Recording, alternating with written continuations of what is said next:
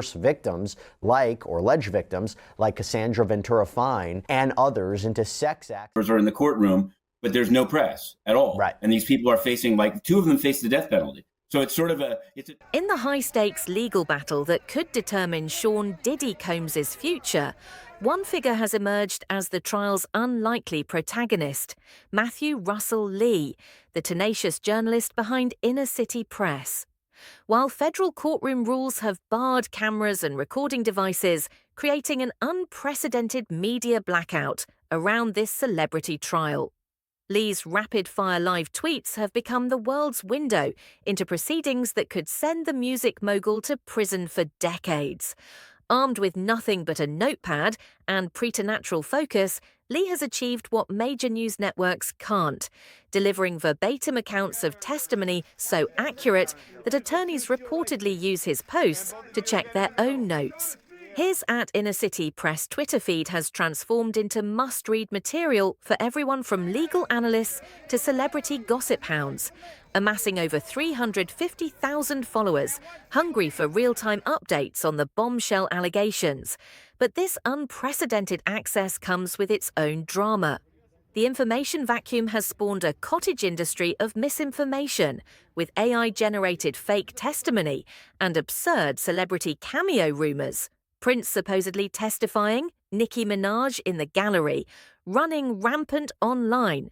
Lee has been forced to become both reporter and rumor control, issuing corrections and clarifications to separate courtroom fact from internet fiction. The situation grew so chaotic that Lee took the extraordinary step of compiling his tweets into an e-book, a digital paper trail proving what was actually said under oath versus the wild speculation spreading across social media. People were taking my words out of context or creating completely fake posts attributed to me, Lee revealed. In a case this serious, with allegations this severe, accuracy matters. Meanwhile, Judge Submanian's courtroom has become a pressure cooker of competing interests.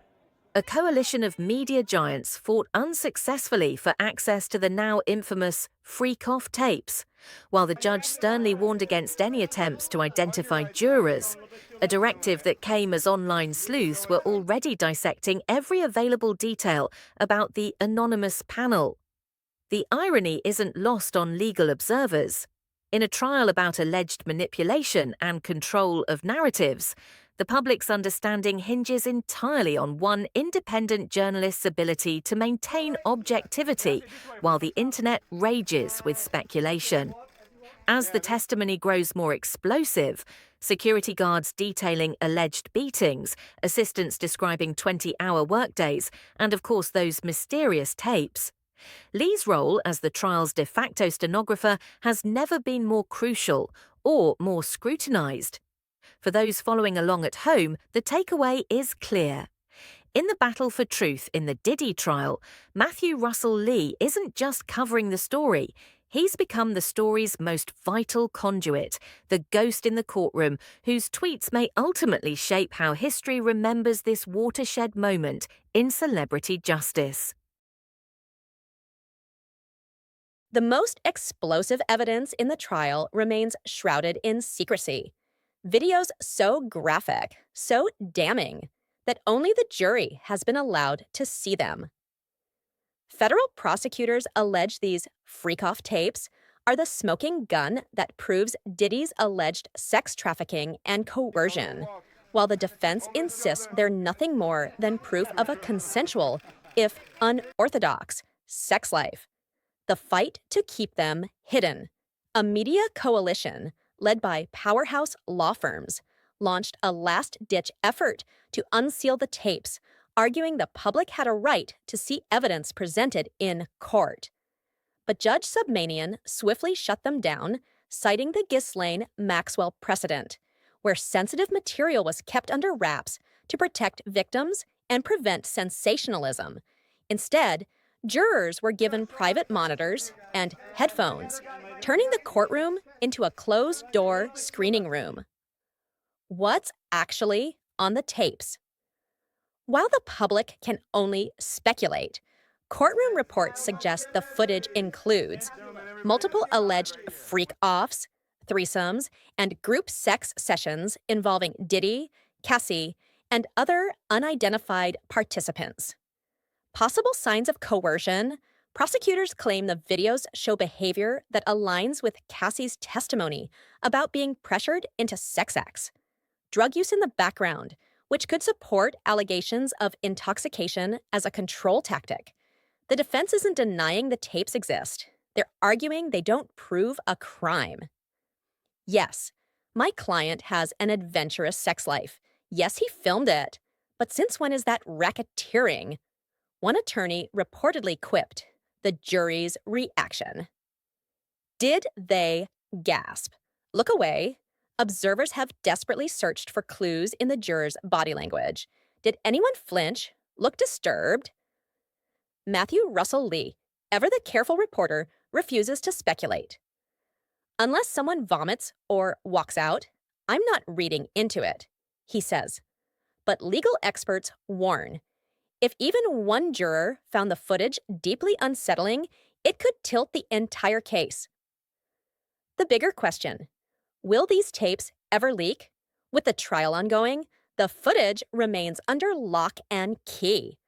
But if history is any guide, see the Ray J and Kim K tape, the Paris Hilton sex video, celebrity scandals have a way of escaping into the wild. For now, the world is left with only descriptions. And the haunting question, what exactly did the jury see that we weren't allowed to? In what may become the most scrutinized jury deliberation since O.J. Simpson, the 12 New Yorkers tasked with determining Sean Diddy Combs' legal fate represent a fascinating cross-section of modern America and a potential minefield for both prosecution and defense teams. This isn't just another anonymous federal jury. This is a group that actively fought to be here, raising eyebrows about their true motivations in a case that's become as much about celebrity culture as criminal justice. The UN Enigma, a juror's suspicious story. The most controversial panel member, juror number 8, a self-described counterterrorism specialist at the United Nations, has become the trial's biggest mystery. Matthew Russell Lee, whose extensive UN reporting background gives him unique insight, immediately spotted inconsistencies in the jurors' claims. The UN's Counterterrorism Committee, Executive Directorate, CTED, works directly with the FBI and Homeland Security weekly. Lee notes, for him to claim no interaction with U.S. law enforcement simply doesn't add up. Legal analysts suggest several possibilities. The superfan theory?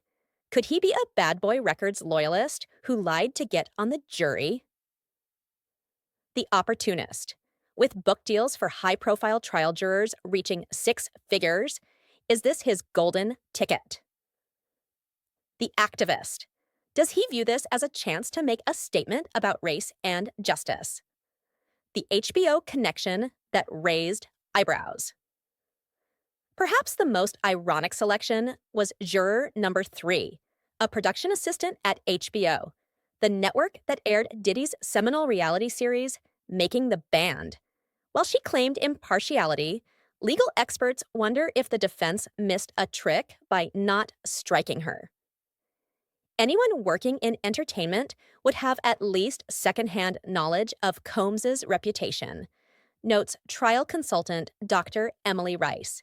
It suggests the defense wanted someone who understands celebrity culture. The social media generation takes the box. The panel includes several digital natives whose media consumption habits could dramatically impact deliberations. A 24-year-old graphic designer who admitted getting most news from TikTok. A Gen X social media manager who follows multiple hip-hop news accounts. A millennial teacher active in online Me Too discussions. This might be the first federal trial where jurors are more likely to recognize Cassie from Instagram than from music charts.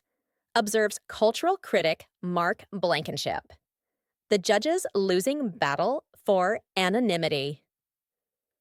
Judge Submanian's repeated warnings about juror privacy have crashed against the realities of our digital age. Within hours of selection, LinkedIn searches matched professional backgrounds, facial recognition apps identified potential social media profiles. Online forums buzzed with speculative connections. The idea of an anonymous jury is almost quaint in 2024, says cybersecurity expert Priya Chaudhry. Unless you sequester them completely, their digital footprints are unavoidable. The defense's high-stakes gamble. Legal analysts are divided on whether the defense team's jury strategy was brilliant or reckless. For the strategy, they may have wanted jurors familiar with hip-hop culture's complexities. Against it, younger jurors tend to be more receptive to out Me Too narratives. Wild card. The TikTok generation might view Diddy as an outdated figure rather than an icon. The specter of celebrity justice. This jury faces unprecedented pressures. They know their decision will trend globally on social media. They're aware of the intense public interest and potential backlash. They must separate the Diddy of the courtroom from the Diddy of pop culture lore. As jury consultant David Fleck observes, they're not just judging the evidence, they're deciding whether to cancel a cultural institution. Could this end in hung jury chaos? The combination of strong personalities and potential hidden agendas has legal experts concerned. Just one Diddy loyalist could deadlock deliberations. A single Me Too advocate might refuse to compromise. The social media savvy jurors could dominate discussions, with sentencing guidelines suggesting decades in prison. If convicted, this jury doesn't just hold Diddy's future in their hands. They may set a precedent for how celebrity justice works in the social media age. The final question: justice or spectacle? As the trial enters its final phases, one thing is clear. This jury was never going to be a group of disinterested citizens. Whether they become remembered as heroes of accountability or cautionary tales of celebrity obsession remains to be seen. But in a case that's blurred the lines between courtroom and cultural moment, their every expression, every note taken, every reaction to testimony is being analyzed like never before, making them perhaps the most fascinating character. The prosecution's strategy in United States versus Sean Combs isn't just about securing a conviction. It's an audacious attempt to redefine how the justice system treats powerful entertainers. By charging Diddy under the Racketeer-Influenced and Corrupt Organizations (RICO) Act, a statute typically reserved for mob bosses and drug cartels, federal prosecutors are testing whether a celebrity's inner circle can be treated as a criminal enterprise. The unprecedented legal theory. At its core, the case hinges on a radical argument that Bad Boy Records wasn't just a label, it was a front for illegal activity. Prosecutors allege employees as foot soldiers, bodyguards, assistants, and even artists allegedly facilitated crimes under Diddy's direction. Sex as a business expense. The freak-off tapes, they argue, weren't just personal, they were tools of control to manipulate associates, a pattern of witness intimidation. From alleged payoffs to physical threats, prosecutors claim Diddy operated like a traditional racketeer. Legal experts are torn. This stretches RICO to its breaking point, says Harvard law professor Randall Eliason. But if they win, it opens the floodgates for targeting other powerful figures. The weak link, where the case could crumble. Even some anti-Diddy observers see vulnerabilities, the consent loophole. Without concrete proof of violence or threats, Does BDSM or group sex alone constitute trafficking? The celebrity exception problem. If a jury believes Diddy's lifestyle was outrageous but not illegal, does that create a double standard? The star witness risk. Cassie's credibility is strong, but the defense has painted other accusers as opportunists. The defense's counterattack. This is a witch hunt. Diddy's lawyers aren't just defending, they're accusing prosecutors of cultural bias, the freak-off double standard. They cite straight rappers who've glorified similar behavior without prosecution. The Jack Johnson parallel. They've highlighted how the Mann Act, transporting people for immoral purposes, was weaponized against Black celebrities historically. Where's the violence? Unlike classic RICO cases, there's no murder or drug ring, just salacious tabloid fodder. The verdict that could change everything. If Diddy walks, it could. Embolden other celebrities to ignore NDAs and secrecy clauses, undermine future RICO cases against entertainers, fuel conspiracy theories about the system protecting its own. But if he's convicted, a new era of accountability for music industry predators, a blueprint for targeting Harvey Weinstein-esque figures without smoking gun evidence, a chilling effect on hip-hop's hush money culture. The final twist. Is this really about Diddy? Some speculate the case is a warning shot to the entertainment industry at large.